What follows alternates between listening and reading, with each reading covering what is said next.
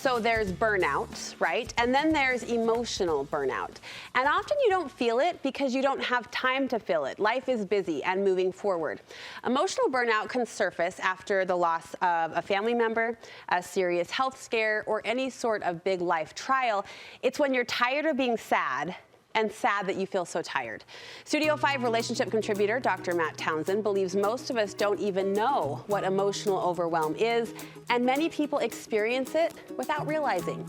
He'll help us today identify if you are emotionally burnt out. Thank you so much for being here. This is a big topic, so can we start with the definition, emotional burnout? Yeah, emotional burnout would be when your emotional state of mind, your emotional sense of self is turned off. And now the emotions, you're beyond emotion, and so your emotions have just decided to take a hiatus and a break. And you're so overwhelmed, they're fried, they're no longer functioning, they're no longer driving you to health, and they're no longer actually driving you to just normal neutral. It's driving you now into a spiral of kind of thinking, overthinking. Which, as you described that, I mean, I think this is any one of us at any given time, but this particular timing of it, you say, can often fall, as I described, after that life crisis. Why is that? Well, if you think about it, when we're in the middle of a crisis, somebody's passing away, we're taking care of all of their needs, we just lost a job, and now we're scrambling. At that time, we're way into physical action and getting everything we can done while we can get it done. Right. Yeah. The thing is, behind it are all of these emotions that we don't necessarily have the time to talk about. We never even have the time to pay attention. We might go from acting on the problem we're dealing with and then trying to detach from it and hide and self-medicate from it. So a lot of times once the wave of the issue's gone by, we're left with just raw emotions that we've never dealt with, and they're probably burned out, and you are empty. You don't have the wherewithal for where to turn, for how to move forward.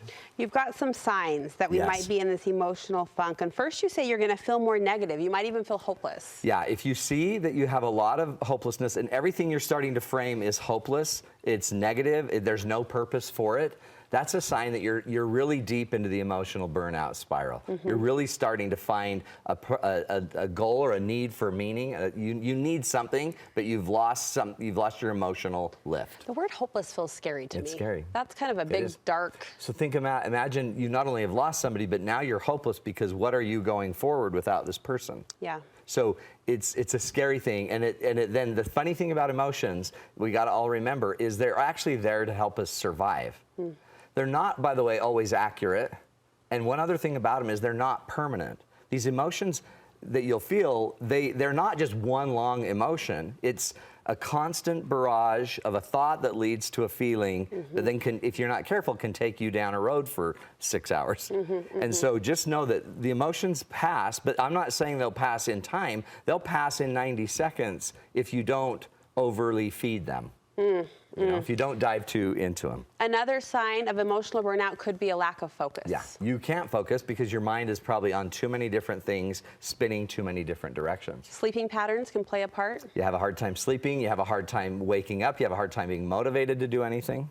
And when you numb yourself out, we know the dramatic sense of this. What could it look like on a more, not casual, but everyday situation? And so think about it, just after a long year with your kids, you're overwhelmed, and now everyone gets home from school, and instead of interacting and engaging, we're all just numb. And we're all just vegging, we're all just escaping on our devices, but we're no longer relating, we're no longer connecting.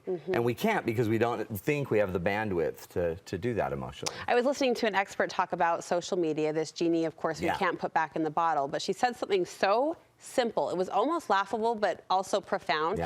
She said something to the effect of, we have to accept the reality that when you're on social media, you're not in your real life. And for some reason, the simplicity of that statement stopped me, because you are removing yourself from reality and from people and from relationships. Your presence. Which is weirdly all you've got. So you're taking yourself out of the only thing that matters. And by the way, the main thing you might be mourning if somebody passed away is they're no longer present. And what we're doing is putting ourselves in a weird state where we don't have to be present to feel these emotions. So numbing out, not just drugs, alcohol, that's the more extreme example, but this is every day just removing yourself. It can be, anything that you do that you know is to excess. How could I self-identify if I'm feeling avoidant or detached? Those feel like therapy words. Well, they're very big therapy words, but part of it is remember, every emotion that we're feeling the Latin word is emovere, which means to move. So all emotions are to move you.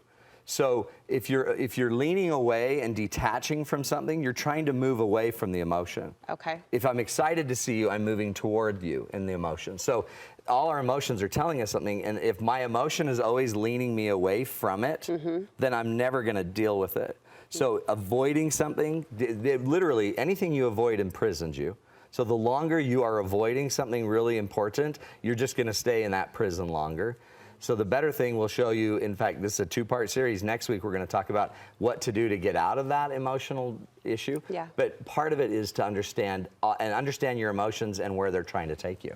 All right, you're more irritable. We hear about this particularly with men, right? That depression sometimes surfaces as irritability. Irritability, and sometimes irritability is actually anxiety as well. So you might be more anxious because, again, your world has changed. Yeah. And there's pain in that world, and you're not ready to let go of the old world and move to whatever the new world is. And sometimes we don't want to let go of the old world because we're afraid we'll let go of the person, we'll let go of whatever we were going through. And that we kind of know, and a lot of us don't want to go to the unknown.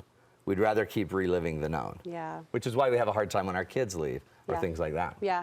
So far, this has been kind of a description of a retreat, right? Both spiritual and physical. But you also say there's a point where you can kind of lean into like conflict and anger, and there's going to be some contention, and that could also be a sign. Yeah, because sometimes you are going to take people on, you're going to push back on people. And by the way, me taking someone else on might be my emotional way of moving you away. Don't you ask me those questions anymore. We also have to be really careful with people that are going through this, because we think we need to get them talking so they'll heal.